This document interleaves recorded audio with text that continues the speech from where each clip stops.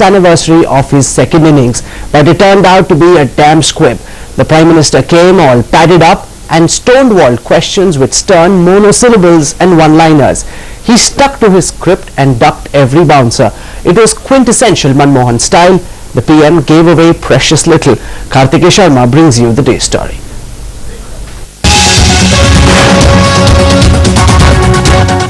I think there is a law of the land, legal processes in our country. They should be allowed to have their course. Corruption is a problem. I can't say that I know the answer. Say fishes were horses, even beggars would ride. You are in your 6th successive year as the Prime Minister of India. And so what would you say is the most important legacy issue for you in this tenure? Well, I think I am not really bothered about the legacy issues. I have a task to accomplish. I'm trying to do that to the best of my ability. For the rest, the legacy or what are the issues for legacy, it is for the historians to pronounce judgments. It was an anticlimactic end to a press conference billed to be the most anticipated of the year. Addressing the media on the completion of UPA 2's first year in power, the Prime Minister's evasive replies left the audience with more questions than answers. दिसंबर तक हम inflation की दर जो है उसे तकरीबन 5 या 6% के करीब ले जा पाएंगे. Except that the Economist Prime Minister never spelled out how he intends to do so. The greatest economy he showed was in his choice of words, addressing the most controversial questions. It's not good that ministers should air their differences in public. The Prime Minister wasn't able to dispel the impression that the party and government aren't on the same page as Naxals continue to wreak havoc in Chhattisgarh. What has been stated by the Honorable Home Minister, he has explained what he meant by having a limited mandate. These are issues which are strategy issues which will be discussed in the appropriate forum of the cabinet. Manmohan Singh could maneuver out of that one, but was not able to duck a more direct question hurled at him. Ministers sometimes come and offer resignations, sometimes they don't. But when they do, you reject it. Who is accountable for all these things? Well, as Prime Minister of the country, I am accountable to Parliament. I am accountable to the people at large. Even as internal security hogs the headlines, the Prime Minister is swimming against the tide, trying to initiate a process of normalization with Pakistan. But he too has admitted it's a daunting challenge. The trust deficit is the biggest problem, and unless we tackle the trust deficit, we cannot move to substantive negotiation. Despite the dour expression, there were times when the Prime Minister displayed flashes of humor. I think I am very privileged to have, the benefit of constant advice both by Srimati Sonia Gandhi and my wife. There is not an iota of truth that there is any element of distrust or mistrust between me or the Congress President. All in all, the performance of the Prime Minister was less than convincing in the press conference when he said that CBI is autonomous, didn't cut much ice with 800 odd journalists present there. But inherent humility of the Prime Minister won him the day. But fact remains, if the government doesn't rein in Naxal violence and price rise, then the going will get tough. With Sunil Jha, Karthik Sharma from Delhi for Headlines Today. The Prime Minister was asked, how much do you give your own government? How do you assess its own performance? The Prime Minister said, I'd leave that to the people of India and to the media to do. So the Headlines Today team set up a board of editors, 15 influential people, journalists, senior journalists, and they've come up with a list of the best performing and the worst performing ministers. The UPA government is now 1 year old and it has been a year of hits and misses. Last year at this time the mood in the UPA was one of euphoria. It had a huge mandate to form the government. 1 year down the line, the ecstasy is missing. There are several red marks on Manmohan Singh's report card. Headlines today: put together a board of editors comprising 15 of the country's biggest opinion makers to act as jury. This is how they rate Manmohan's ministers and their first year in office.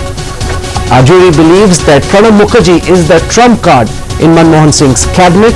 Windfall from 3G licenses will help him reduce the fiscal deficit. Now all Mukherjee wants is a good monsoon to tame inflation. P. Chidambaram is still India's best bet for Home Minister, believes our panel of editors, and this despite the Naxal setbacks.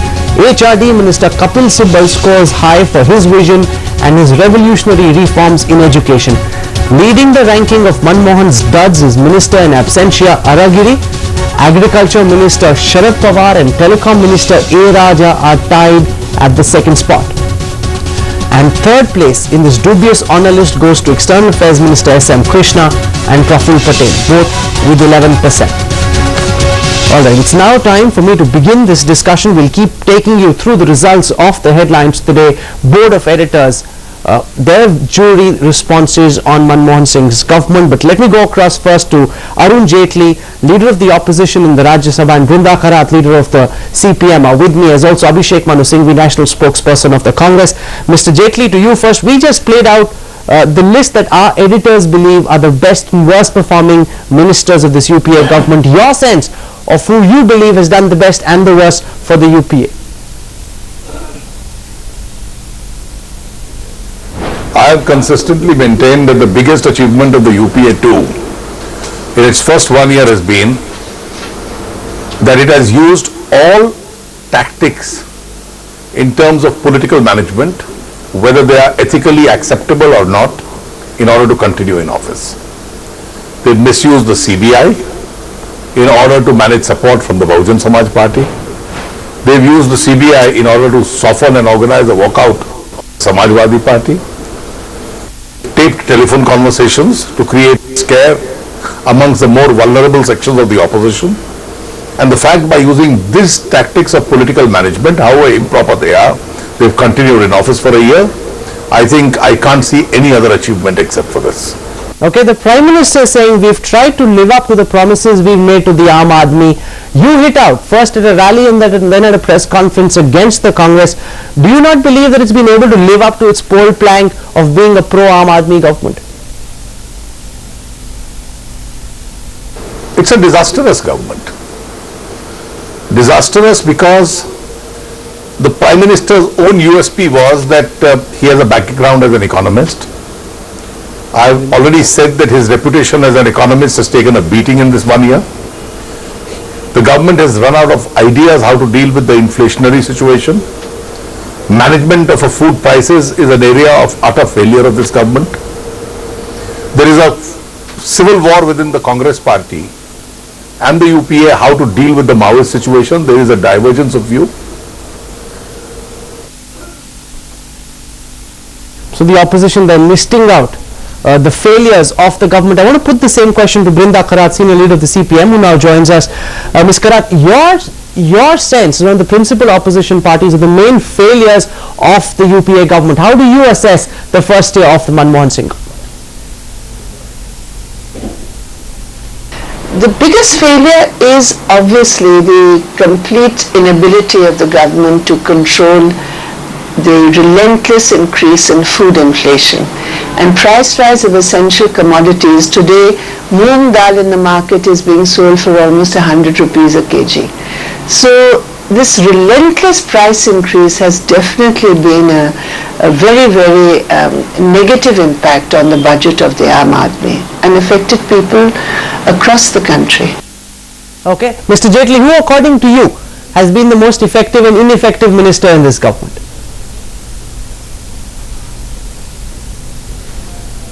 Well, I don't want to get into personalities, but I think if I had to give it to the worst minister, I'll be a confused man because there are too many of them. You're saying there are way too many ministers who are on the list of people who haven't done well. I want to put this question now to Abhishek Manu Singhvi, who joins us. Dr. Singhvi, the allegation being leveled against this much hyped press conference, unanimously across the board, the sense seems to be the Prime Minister has stonewalled all the bouncers that came at him, and it was a very defensive press conference, not really setting the stage with a grand vision, a big agenda as people would have expected. Your thoughts on more questions than answers being raised in this press conference, Dr. Singh? You have two people attacking, and you of course have the anchor being the devil's advocate, so I hope you'll give me sufficient time. This explanation by my two friends, and especially by the BJP, makes it clear that why people don't like this churlishness in politics. One would be amazed, an average watcher would be amazed to find, for example, Mr. Arun Jaitley considers a disastrous government, considers not a single point which he can even praise if he is forced to praise. That is the problem. People realize that this is nothing but playing politics. People realize that it can understand that the BJP has not got its act together, but to be so churlish as not to see obvious landmarks and to go for penny pinching. Now I want to make two or three very quick points. Firstly, a lot of the issues which Mr. Jaitley or the media thinks are issues of the moment are not game changers. They are not issues of the moment. They are just sensationalism for the day, for the week. Yes, I agree with Brinda Karat that if there is a relative failure, and I call it relative compared to others, it is price, and that is one issue which we have to get on top of because that's a game changer. All the other issues are peripheral. They are only media talking points. Mr. Jaitley and his party forget completely, are unable to see like the ostrich in the sand, perhaps because of their complete internal dissension, not being able to get around together in the party as a whole. The 7.2% growth rate now projected at 8.5%. What a remarkable achievement for a country in the throes of depression globally. And ultimately, remember, growth is not growth. It is growth which removes poverty. What a remarkable achievement that we have a Right to Education Act. What a remarkable achievement that we have all our flagship schemes going according to plan, Narega, this, that and the other. What a remarkable achievement that we have the world's largest unorganized sector scheme. All this of course is invisible. Like the blind man who doesn't want to see bad, Mr. Jaitley's party doesn't want to see good either.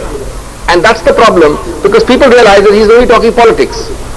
Okay, stay with me. Kapil Sibal said the same thing in an interview to Headlines Today, and I want to put this question to our panel of experts with me in the studio.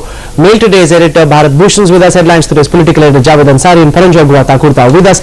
I want you to respond to the defense of the UPA. They're saying the issue of ministers bickering, the issue of Afzal Guru, these are all small issues, peripheral issues. Abhishek Manu Singhvi calls them media talking points. The bigger thing is we've kept the country out of recession, we've ensured that the growth momentum is maintained, and those are big achievements, significant achievements for this government. Are we being unduly unfair when we say that this press conference raised more questions than answers? Well, I think, if this country has been kept out of recession, the credit goes to UPA 1 more than to UPA 2. And at that time, it was the left which actually shielded the economy from becoming terribly integrated into the global economy, and that saved us. So for them now to take credit for what the allies forced them to do is not entirely honest. As far as ministers, do you think that the Prime Minister gave an honest account of his last 1 year in office? I don't think so. I mean, it's sad to see honest man like Prime Minister Manmohan Singh having to sort of forcibly defend people who are seen as patently rent seekers. What he said on A. Raja, the way he bought his arguments lock, stock and barrel, the kind of half-truths he had to tell about not misusing CBI and CBI being completely autonomous. He did not give his vision for the future either. He didn't give a good account of, an honest account of his government, nor did he say what the future held for the country, what were his plans for the future. Paranjoy, are you as disappointed by the press conference conducted by the Prime Minister, or do you think people are being highly unfair when they ignore the big achievements of the Prime Minister and focus, as Abhishek Manu Singhvi calls them, on the small failings? Rahul, this press conference, in my opinion, was extremely disappointing. Extremely disappointing. I mean, this is the first time the Prime Minister is having a so-called open press conference after a gap of 5 years. Remember, he had a similar press conference when UPA 1 was set up. Having said that, it's truly paradoxical that this government comes to power with a stronger mandate, and then one after the other, it sort of bungles from one goof up to the other. Sharmal Sheikh Telangana, Naxalites, IPL, ministers squabbling in public, and I think the biggest failure has been inflation. And I think what is significant, though there was very little that you can consider newsworthy in what the Prime Minister said over an hour and a quarter, the only thing newsworthy is actually it nails the lie of previous spokesperson when the Prime Minister himself said that it would take till December for inflation to come down to 5 to 6%. Food inflation was at a peak of 20% in December. Over the last 8 months, we've had a series of spokespersons of the government, from the Finance Minister to the Deputy Chairman of the Planning Commission to the Chief Economic Advisor to the Ministry of Finance, all claiming that, oh, you just wait for a few months, inflation is about to come down. Lord Indra, after all, is the Finance Minister of this country. You just wait for him, he's going to smile on us, and within weeks, the price will come down. None of that is happening. With this press conference? Well, I'm afraid so. Mr. Manmohan Singh is not known to be charismatic, but by his own standards, this was even a disappointment. He laid out no new plans, and even his defense of his government was very weak. I mean, sitting from the studio, the impression that I got was that even he was not convinced. Leave alone the people being convinced, even he was not convinced. And today what we saw was this politics of expediency taking precedence over politics of morality that Mr. Manmohan Singh has sworn by all his life. Abhishek Manu Singhvi, the politics of morality. Many would argue that it is his integrity that got the Congress the second term in power. Now when he goes out and makes comments which fly in the face of facts, when he says the CBI is not being misused, when he comes out and openly bats for A. Raja in the manner that he did, do you believe his image is taking a beating? Because we've got an experienced panel of experts. Everybody else looking at this press conference too feels a bit disappointed with the fact that the Prime Minister is now more of a political animal and not at the same level of morality that he displayed and came to fore earlier. Let me tell you, Rahul, that even in the realm of allegations, there are I can't think of easily of government dispensations and regimes which have been as clean and clear as the Congress in UPA 1 and UPA 2. That's point number one. Let's get that clear. Not even in the realm of allegation. Number two, we have had coalitions in both. At the highest in UPA 2, you have a set of allegations against one person. Who is talking about corruption all over the place? I mean, this is not UPA 1 or UPA 2 are not governments mired in corruption. You have a set of allegations in one particular case, and there has been nothing found of a credible nature, but yet there is a CBI inquiry of sorts going on. Now, what is it expected? So are you saying that, Abhishek, the CBI inquiry which is going on is unfounded, it's baseless? Because the fact is the CBI is raiding the offices of one of your own ministers. I'm saying just the opposite. I'm saying if the slightest credible information or material is found out, the Prime Minister said again today that it will not be allowed to go on. But how can you jump the gun?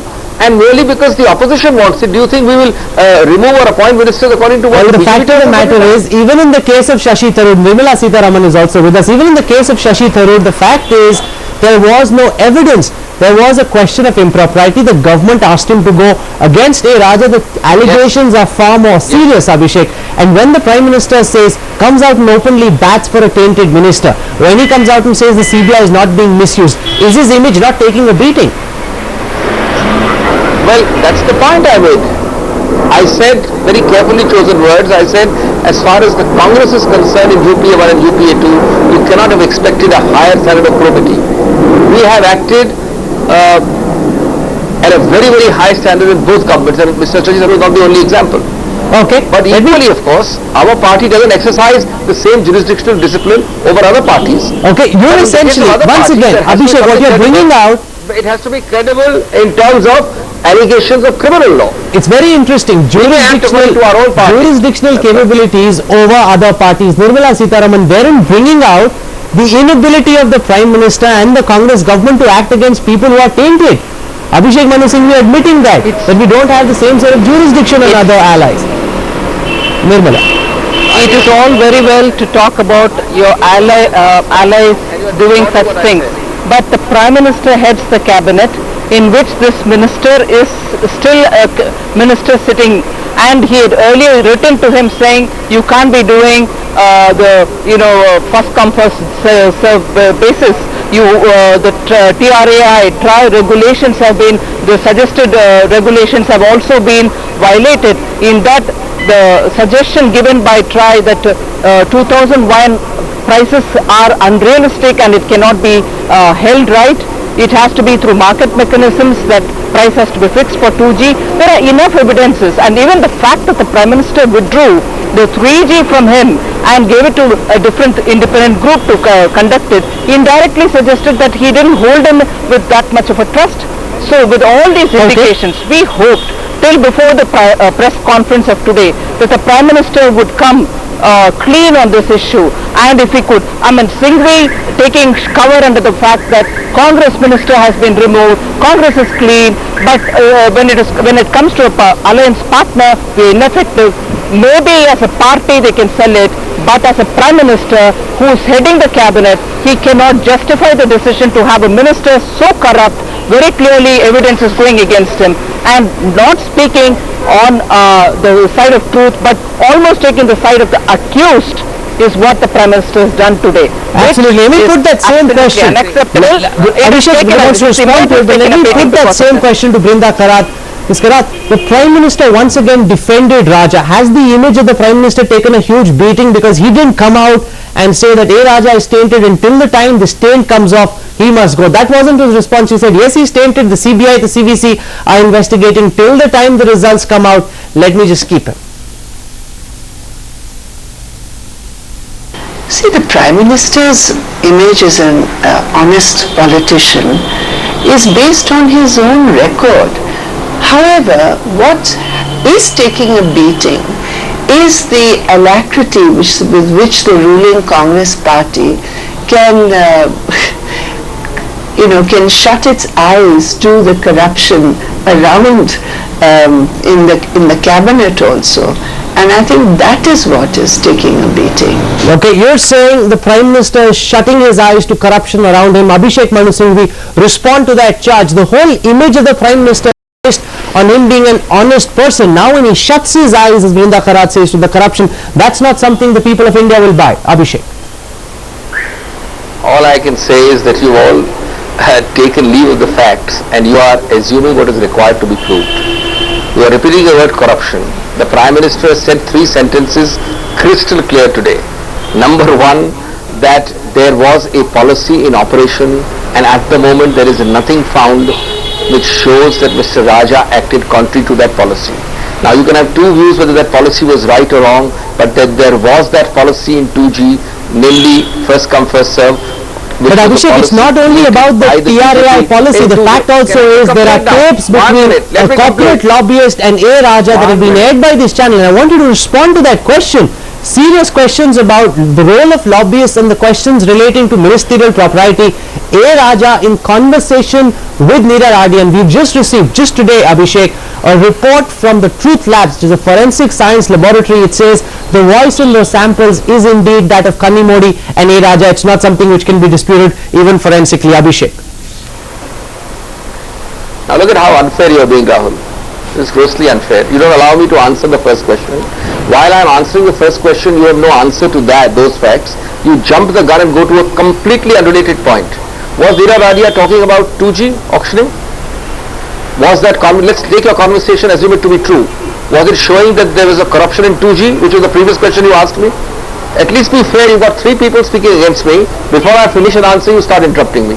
I'm not going to be hijacked like this because your channel showed a conversation. Let me finish my first answer. Please give me an answer to that. The Prime Minister, no less of the country, and I'd like an answer from Ms. Nirmala, who is telling me this after belonging to a party whose president was found on candid camera taking money. I would like this answer from Mr. Jaitley and from Brinda Karat. Prime Minister said there was a policy created by the BJP in 2003. That policy was in force and Mr. Raja applied it. Mr. Raja did not create that policy. Subsequent to that, there is nevertheless a CVC and CBI inquiry going on. Before the inquiry gives a result, you want him to sack him. Merely because the BJP says so? Well, sorry, we don't run the government of the BJP's dictats. Okay, Kurta wants to respond to you. Merely because your channel carried a conversation. Your channel carried a conversation. Ms. Neera Radia at best is a totally different issue. It's an issue during government formation in 2009. It may or may not be proper. It may be improper.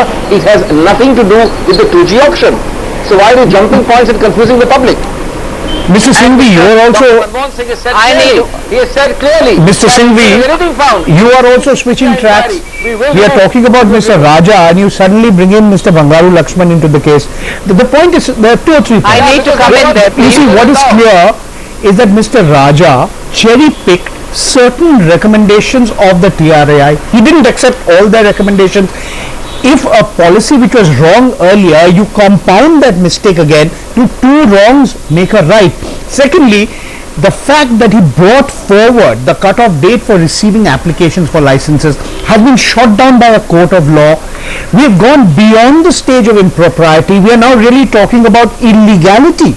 But it's merely, it appears to me, the compulsions of coalition politics that makes the Prime Minister put up such a spirited defense of Mr. Raja. No, I know you are an expert on this, I want to ask a simple question. Has the BJP apologized to the nation for creating a policy of, in 2003, I repeat, unalterable fact, which Mr. Raja followed? Now you only said 2 things. No, wait a minute, I need to come in here. I need to come in here. The basic policy of not auctioning 2G was created in 2003. Let the BJP answer that first. In 2003, that policy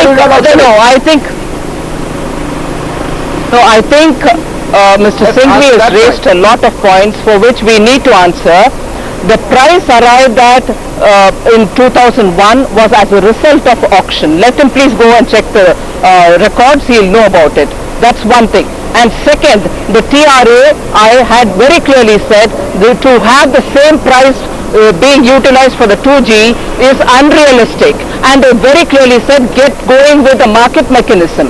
Now if these 2 items have been clearly put aside and Raja goes on to do what he wishes to do, which is the first come first basis, and on this let Mr. Singhvi, who is a senior advocate of the Supreme Court, I don't need to remind him, long ago the Supreme Court in a very different case very clearly said this first come first served basis is barbaric and we cannot do it.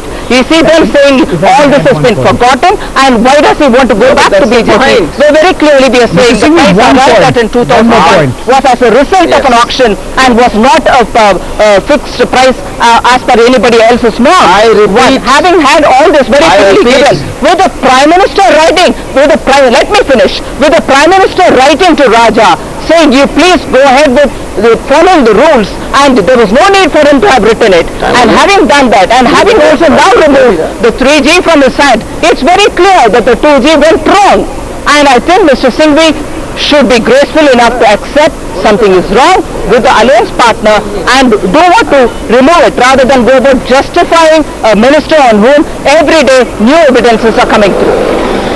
Okay, Abhishek wants to respond to that. Abhishek? Rahul, my time is up because I've got the next channel. Nobody is answering the question because inconvenient question. Question number 1, who created first come first serve? Answer BJP. Question number 2, was that the policy pre-existing Mr. Raja took over? Answer yes. Question number 3, who in fact changed first come first serve in the light of experience gained? This government in 3G, and we've had the auction results.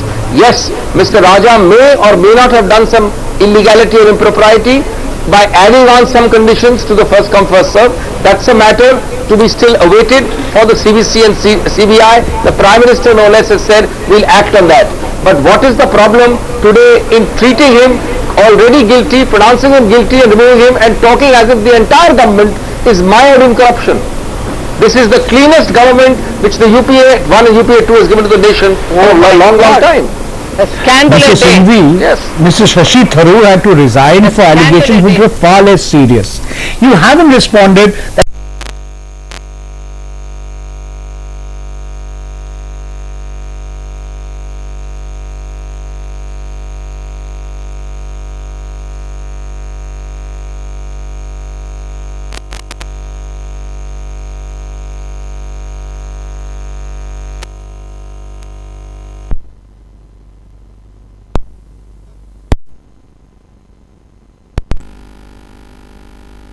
I think Mr. Singhvi cannot go on throwing allegations on BJP.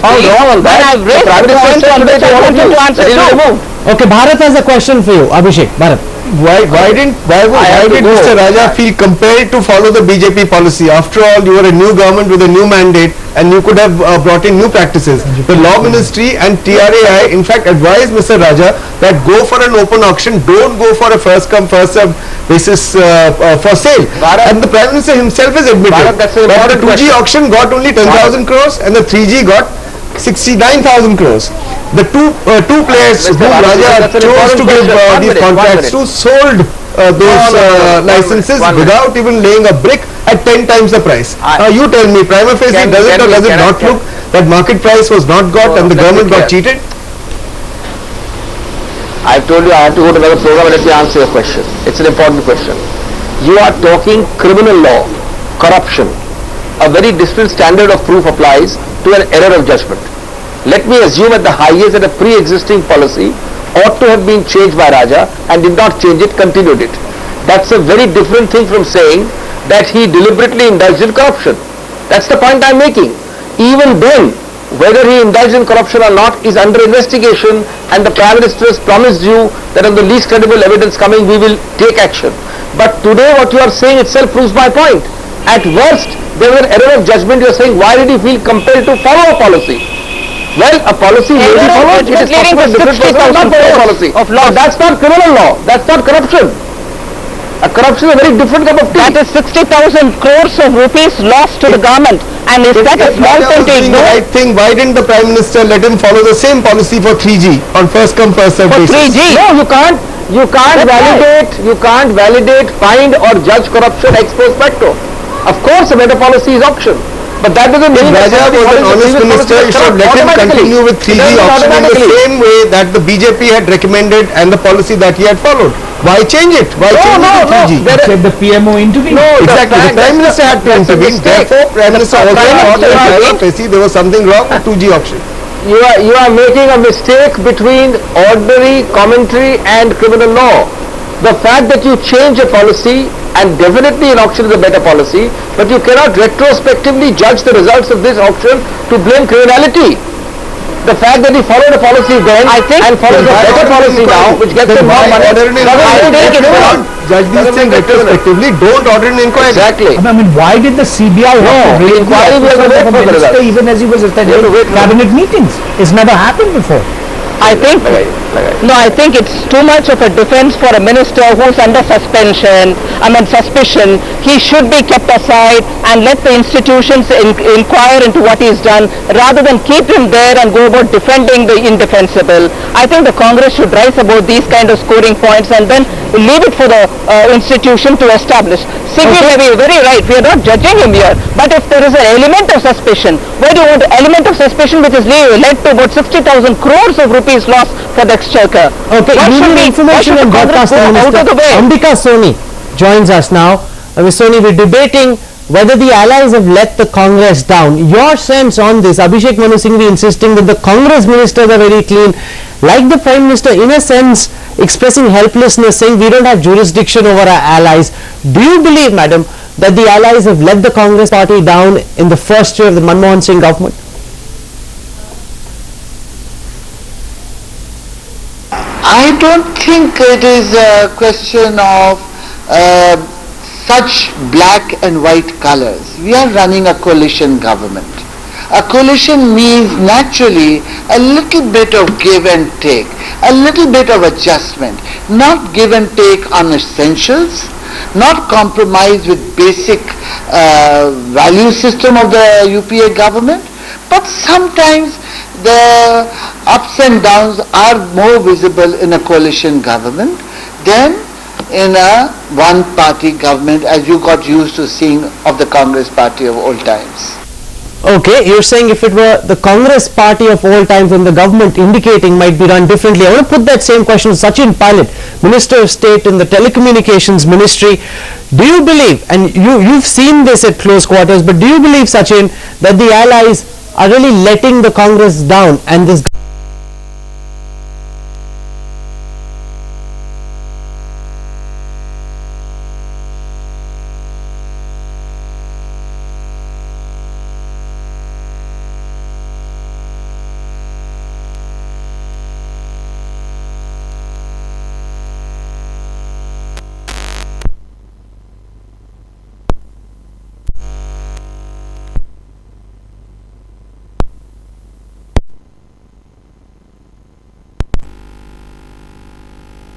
we are able to focus on the objectives on which the government was elected. We went to the people with a certain ideology, with a certain agenda. And that is the agenda that we have to enforce. And I think everybody chips in, no matter what the ally is and what departments he or she holds.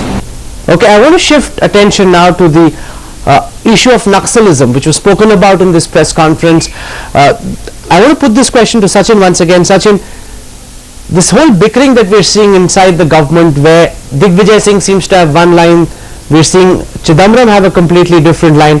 What's the sense that you're making of the policy against the Naxals and whether the centre is doing enough to bring them down? No, you must understand, first of all, law and order in our constitution is the domain of the state governments. Now, clearly the Home Ministry and the central government have a role to play, and we continue to play that role, with the fullest responsibility on our hands. But we have to find a way to tackle issues of Naxalism, in a manner that, that really hits at the root cause of the problem, so that we are able to ensure economic sustainable development, look after the people who deserve the support and help of the government, whether it's state or centre. And of course, such kind of atrocities that are being inflicted upon civilians cannot be tolerated. We have to deal with people who take law into their own hands very, very firmly, very, very sternly. And that's the dual approach that the government is adopting. Okay, you're saying it's a two-pronged approach. That's what the government has been talking about. But I want to get in a sense from Brinda Karat, and how effectively, Ms. Karat, you think the government is handling problems relating to is very intense operations of the Maoists against innocent people.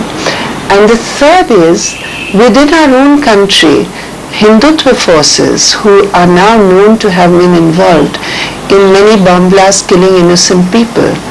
On all three issues, it is necessary for the central government to take stern action. And certainly as far as the Maoist issue is concerned, I don't think there can be any place for party politics. You're saying there can be no...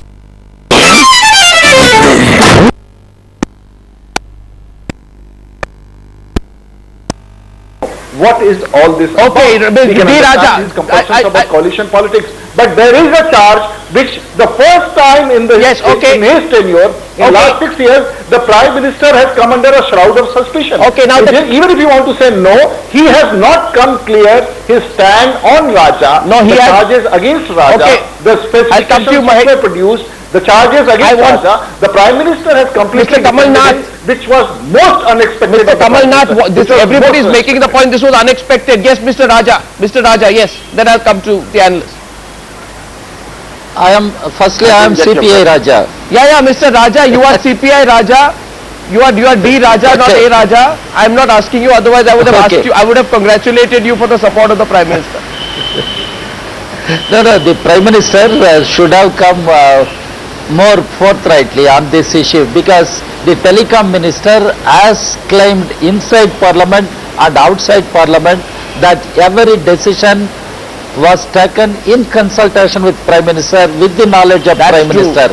Prime Minister should not tell the nation that Minister has told him, Cabinet has discussed, like that. Prime Minister is the head of the government. He is the head of the collective, and Prime Minister should have come more clean and more forthright on this issue. That is my comment on this issue. Mr. Kamal Nath, Mr. Raja, Mr. D Raja is absolutely right about Mr. A Raja. Mr. A Raja at every point has dragged the Prime Minister into this. He's dragged the Prime Minister, and Prime Minister cannot now distance himself from A Raja by saying CBC has asked for a CBI inquiry. No, I don't think the Prime Minister said that. The Prime Minister said something very clearly. And I don't think we should not blur that. He said that if there is corruption, it is established or it's proven, he's going to take action. But he also said the sequence that this was a policy in 2003, and this is what Mr. Raja has told him, and he also said that this is being investigated and inquired. Now, if the question is that while it is being inquired and investigated, Mr. Raja should quit, that's another story. But it's for the Prime Minister to take a decision that what is the weight, how much weight does all this carry? No. Okay, let me get the Congress spokesperson Abhishek Singhvi also wants to come in here. Yes, Vinod Mehta, I'm just letting the government defend it. A Raja at every point drags the Prime Minister in. Did the Manmohan Singh have to give a certificate to Mr. A. Raja today. He's virtually given a certificate to the telecom minister. Dr. Singhvi, that is to you. Can you hear me, sir? Oh, I thought, yes, I can. I thought you were asking somebody else. No, I pulled Now, that. I've been hearing the discussion. Just give me a couple of minutes. Just give me a couple of minutes. Let me say, I make bold to say, Arnab, that UPA 1 and UPA 2, as far as Congress ministers and Congress participants are concerned, you cannot expect or imagine a cleaner government, even in the realm of allegations there's been none. I'm asking you a specific Number 2, question on yes, A. there Raja. are some allegations about Mr. Raja. I'm coming. Yeah, I'm coming to Raja. Now, at the highest, there is an allegation in the realm of allegations. Just consider 2 or 3 things. Nobody is defending Mr. Raja, nobody is attacking Mr. Raja, but just keep the larger perspective for 1 minute. First of all, the Prime Minister has said clearly that in the light of the 2 ongoing inquiries, CBC/CBI, if anything is found credible, action will be taken. He said it today about his own last minister. 10% So I of his think we reply. have to trust that. Number 2. That is the last 10% of his reply. Let me explain. No, Arnab, please, everybody knows the issue raised. Let a person explain. You are on the offensive. You are not highlighting the facts which should be highlighted. You are talking corruption. You are talking criminality. Remember, and the BJP never gets asked this, there is a 2003 policy of first come first serve. The BJP assiduously followed it. Mr. Raja applied it without change. That's important. I'm not defending Mr. Raja. Mr. Raja may be guilty of error of judgment. But is he guilty? One second. Is he guilty of criminality? No. That has to await an inquiry. No, 1 minute. Now, in retrospect, we found not error that of judgment. obviously first come first serve doesn't get you maximum revenue. A auction gets you more revenue. Therefore, there's an error of judgment because policies keep improving. No, may I but remind error you, of judgment and policy improvement is not the same thing. may I remind you with all respect, and therefore he made an error. No, with all respect, the Congress party was at the forefront, wasn't it, Vinod Mehta, of criticizing when Pramod Mahajan was telecom minister, that same error of judgment that Abhishek Manu Singhvi is talking about today. No. Has the BJP apologized in Parliament when it is attacking Mr. Raja? Has it apologized to the nation for creating the first come? I let Mr. Rudy take that. Which Raja admittedly followed. I let Mr. Rudy take that. Mr. Rudy, Abhishek Manu Singhvi said apologize first and then you can ask questions. Well, it's a very interesting situation. When the 2G auction had to take place, the government had both the options. A, to take the policy of what was initially done when the first ever auction was conducted in this country, when the first ever G spectrum was given. There was a complete mechanism to tell the government that, look, this is not a small business. The business has grown over the years. The accessibility has improved. The connectivity has improved. There is a market. There was a body which a number of consultancies and all the bodies did indicate that what Mr. Raja was proposing as a minister and what was available in the market was very different. Even TRAI went to the extent that the actual price can only be witnessed if there is an auction or a market price mechanism. That is the point which was ignored. And if that was so, why did the government choose to not adopt the same policy today which it was being compelled to do in 2005? No, that is another question. Government could have continued if the government was so sure. 1 minute, one at a time. What was the government will respond. Please, the government will respond. Let what was the compulsion that what happened in 2005 you could can't not have been repeated in 2010? You can't justify what happened in the Vajpayee government's tenure. The mechanism and the auction. You are aware that was a black spot in the Vajpayee government's tenure. You are aware that was a black blot on the Vajpayee government's tenure. You can't justify that. But yes, Vinod Mehta. Arnab, if the Prime Minister, Dr. Manmohan Singh, has an Achilles heel, it is A. Raja. Whatever justification, whatever procedure he followed, in the court of public opinion, he is guilty. And the kind of loss that he has caused to the national exchequer is not 5-10,000, about 60,000 crores. And in the Prime Minister's overall image, I say this, I'm an admirer of the Prime Minister.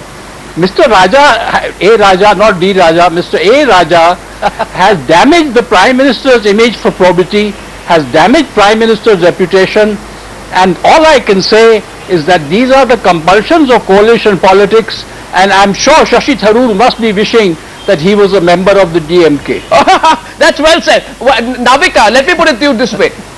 Do you think the Prime Minister could have given a shorter two-sentence reply to end the debate on A. Raja? Could he have done something different?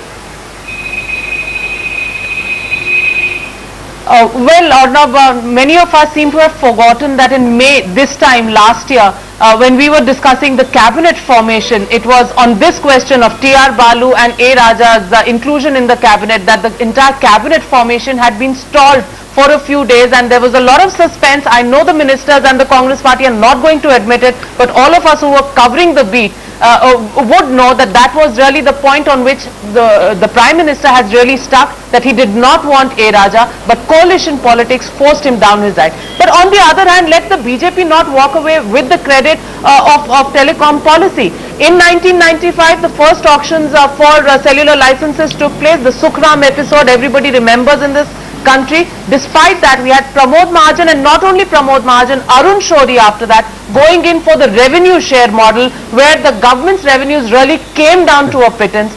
Then again, we have a first come first serve policy. This was not the BJP policy. It was a policy brought in by the UPA government, where they brought in a pittance. And this again, so the BJP and the Congress, what are they fighting for? Both of them had previous examples to go by, but both of them chose newer policies, and clearly in both cases, loss to the exchequer was phenomenal, whether it was the BJP government or this time in the UPA one. Mahesh Rangarajan, I give the final word on the A. Raja debate. You know, I get a sense, Mahesh, the Prime Minister is having to pay for the compromises that the party has had to make. After all, Karunanidhi was in Delhi a few days back. Now the issue is decided. This is his actually zeal, as Vinod Mehta describes, because he doesn't have an option. He'd rather not talk about Raja. You're absolutely right. And Dr. Karunanidhi, when he was in Delhi, went out of his way to defend A. Raja. And we must emphasize, in the last year, whenever the government has been in crisis, the cut motion, the women's bill, the DMK has stood like a rock with it. And in turn, the DMK has got what it wanted. It's interesting, there's been some change in allocation of portfolios last year. Environment, which has been with the regional parties, particularly DMK for the last 10 years in the NDA and UPA governments, has been taken away. But this is very clearly a case where the DMK is playing the strong hand. In a sense, it's not at all surprising to me that Dr. Manmohan Singh defended A. Raja, given that Dr. Karunanidhi more or less played the card 2 weeks ago. So, you know, if you wanted to be uncharitable, you'd say the tail wags the dog. What the DMK says, the UPA has to. But I think there is something in the statement today which is new and fresh. Prime Minister has made it very clear that if there is any substance found in these allegations, he will not spare anyone. That, I think, is a hint, and I take it slightly seriously. But of course, you know, the proof of the pudding will be in the eating. You put it so subtly, Sir Mahesh. What you're essentially saying there, and I want to bounce this off Kamal Nath, but and Navika and Abhishek will round it off. What the Prime Minister is saying is, should you try to withdraw support, there's always the CBI report on the telecom scam that I can use against you. Kamal Nath, that's how I read it. Should you? Well, I think, let's be very clear. We all up till now know how the Prime Minister functions. This is not his style.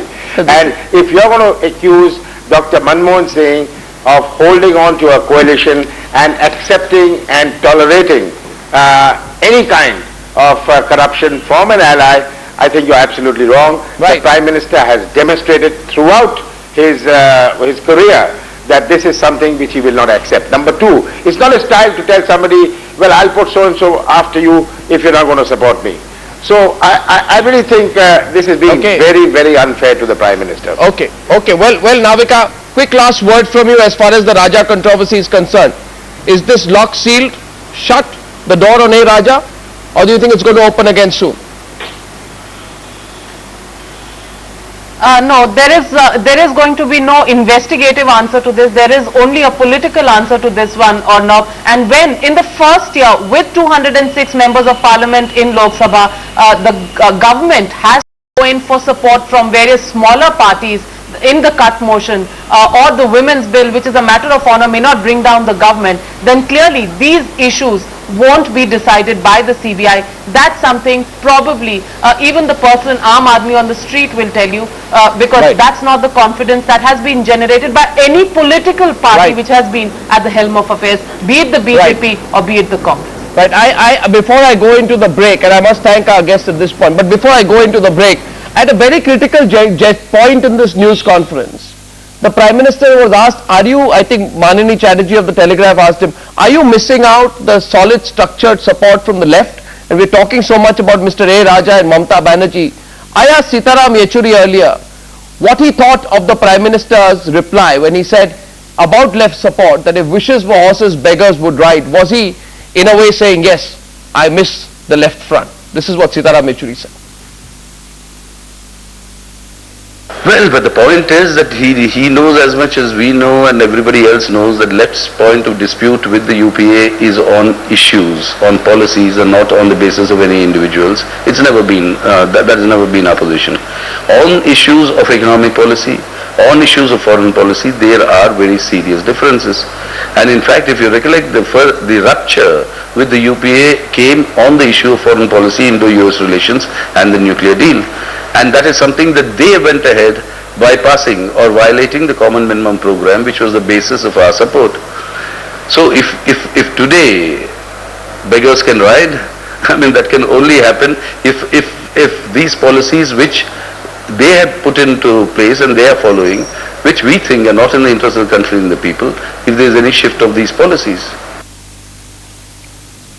On the other side in the news hour tonight, the Prime Minister has made his position very clear on Pakistan. Or has he? Back with a foreign policy debate in 2 minutes.